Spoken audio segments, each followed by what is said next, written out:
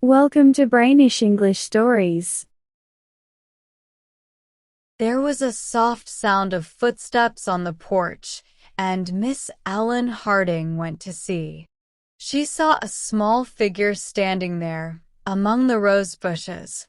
Not one of the nearby kids, but a lovely little girl, with curly gold hair, big, brave brown eyes, and cheeks and lips as bright as the red roses nearby. She was a tiny thing, not even 5 years old, wearing a white dress, a wide red belt, and a hat that she held in her hand by its red strings. She looked so lively and colorful, like a surprise visitor, that it seemed as if one of the flowers in the yard had transformed into a little girl and come up to the porch. "Do you need anything?" Miss Harding asked, approaching the little girl gently. "No, thank you." "Did you need my father, Dr. Harding? Were you sent to fetch him?" The child looked at her, seeming a bit surprised by all the questions. "No," she replied after a moment. "I'm Rosebud, and I don't need anyone. Jane told me to come here, and she'll come soon." She spoke with unusual correctness, as if repeating something she had learned. "And who is Jane?" Miss Harding asked. The child looked puzzled. "Jane?" she repeated, sounding unsure. "Well, she's Jane. Not your mom." "No, just Jane. And why did Jane want you here?" "She said I should come, and she'll be here soon." The child repeated her lesson. It seemed there was nothing more to ask, but Miss Harding invited her into the cool living room to wait for Jane, and gave her some strawberries and cream in a brightly painted saucer, a treat that all children enjoyed. Rosebud enjoyed it too, tapping her spoon on the saucer when she finished. "Can I keep this saucer while I'm here?" she asked. "Not to take away, just to have it around, you know." "Of course," said Miss Harding, even more puzzled. Had a magical creature come to stay? Were there really fairies after all? And was this one of them? She tried to entertain her young guest and found her quite interested in pictures, and happily spent an hour playing with a box of red and white chess pieces. As evening approached, Miss Harding's curiosity overcame her politeness, and she looked out the window, asking, "I wonder where your Jane could be?" "Presently," Jane said presently.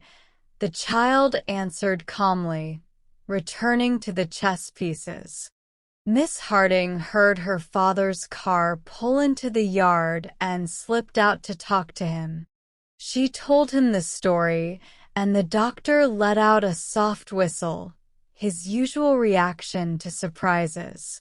"It seems to me," he said, "that Jane, whoever she is, meant to give us Miss Rosebud as a gift. Well, we'll make the little one comfortable tonight and figure out what to do tomorrow." The little girl was easily made comfortable. She ate plenty of bread and milk for supper, along with more strawberries. Afterward, she stood by the doctor. "I think you are a good man," she said, with the serious tone that marked all her words. "I would like to sit with you." The doctor lifted her onto his lap, and she rested her little golden head against his coat. There was a warm spot under that coat, well known to many sick and poor people in the town. I believe the little golden head found that warm spot.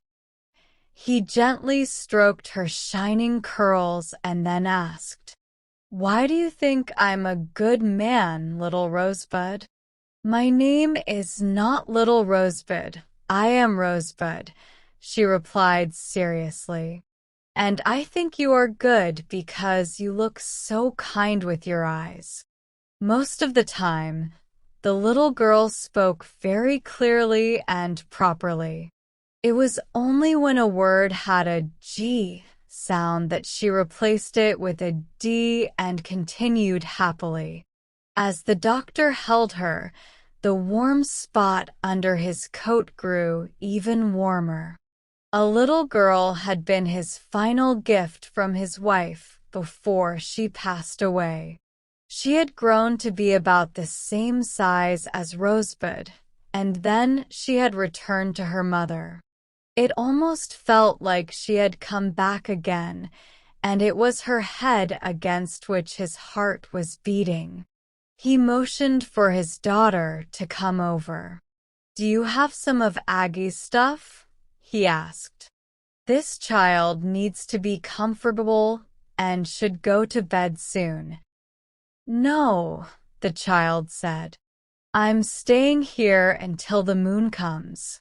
That means time for bed."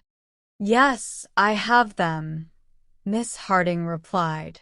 She had loved Aggie so much that it felt wrong to dress this stranger child in her late sister's clothes.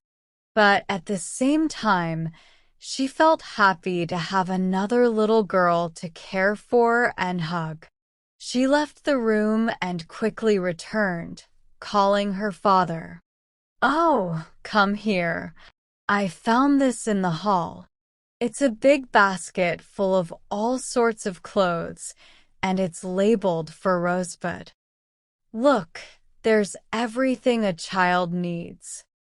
The doctor had put the little girl down, but she was still holding his hand. "I think," he said, "that Jane has been here, and she doesn't plan to take away our Rosebud." But the little one, still holding on to him, said, "I don't think it's time yet. Jane wouldn't come until later." "Do you love Jane?" the doctor asked, looking down at her flower-like face. "Jane is not my mommy. She is just Jane," she answered. When the moon rose, the little girl willingly went to bed, and all night long, Miss Ellen Harding held her in her arms, just like she used to hold her little sister before she passed away. People said Miss Ellen had become cold and quiet since Aggie's death. She felt like she had been frozen, but as she lay there holding the soft, round bundle of joy in her arms, the ice began to melt. A tender flower of love began to bloom in her heart, which had grown hard and cold. There was no talk of sending Rosebud away, although some people wondered why the doctor kept this child about whom he knew nothing. But he wanted her, and Miss Ellen wanted her too. Indeed, she brought joy and life back into their quiet home. She wasn't a perfect child. She had good manners, but she could be stubborn. When she decided to do something, it was hard to change her mind unless the doctor intervened, and then she always obeyed right away. But despite her flaws, they found her completely delightful. The doctor always came home with something in his pocket to reward her. Miss Ellen was devoted to her, and Mistress Mullany in the kitchen was ready to do anything for her. Often, when she went to bed, the doctor and Miss Ellen used to talk about her unusual arrival. "We'll lose her one day," the doctor would say, sighing. "No one willingly abandons such a child.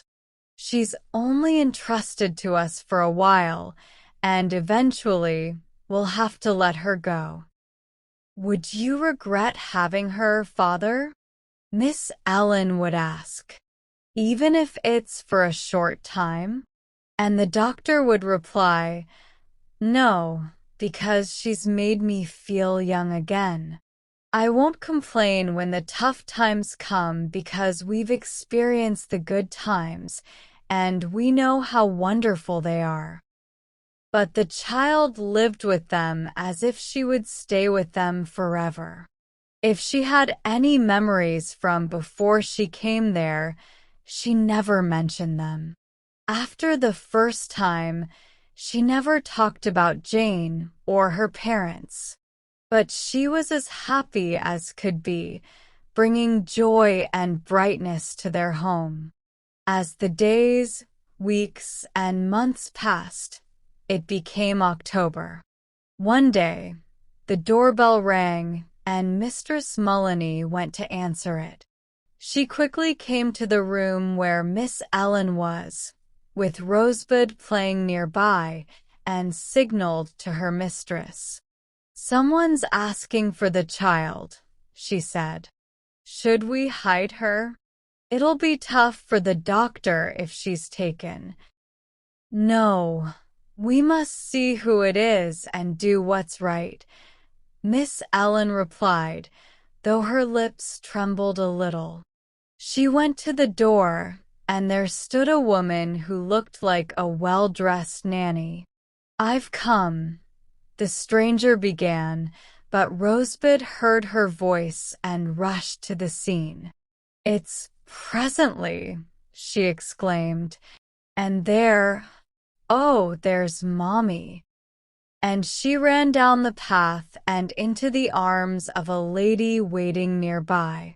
Miss Harding descended the steps.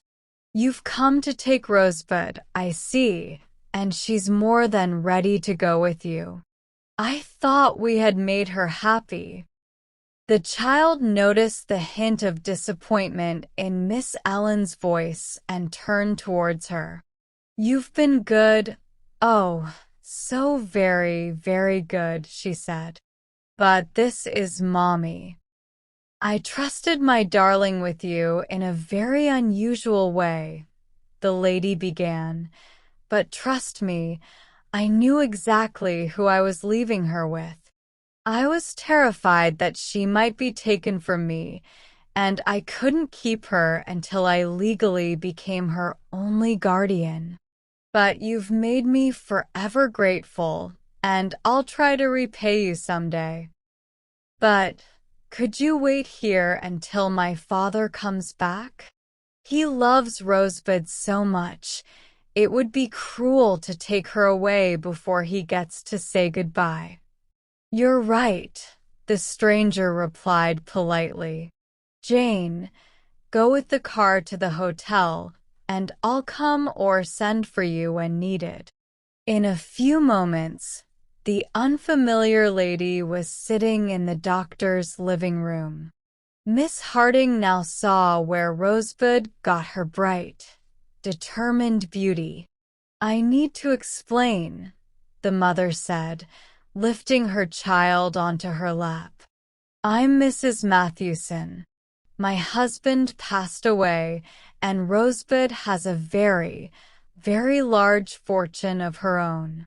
Her uncles, who were supposed to manage her money by her father's will, also wanted custody of her.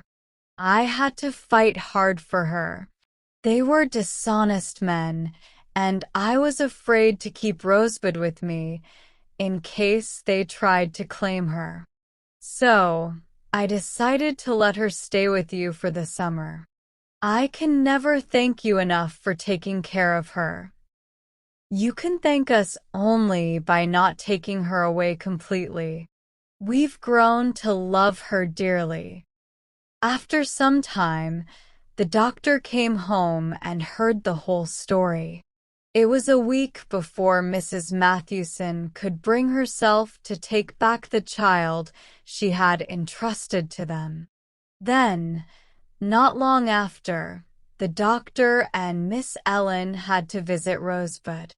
Soon after that, Mrs. Mathewson had to bring her back again.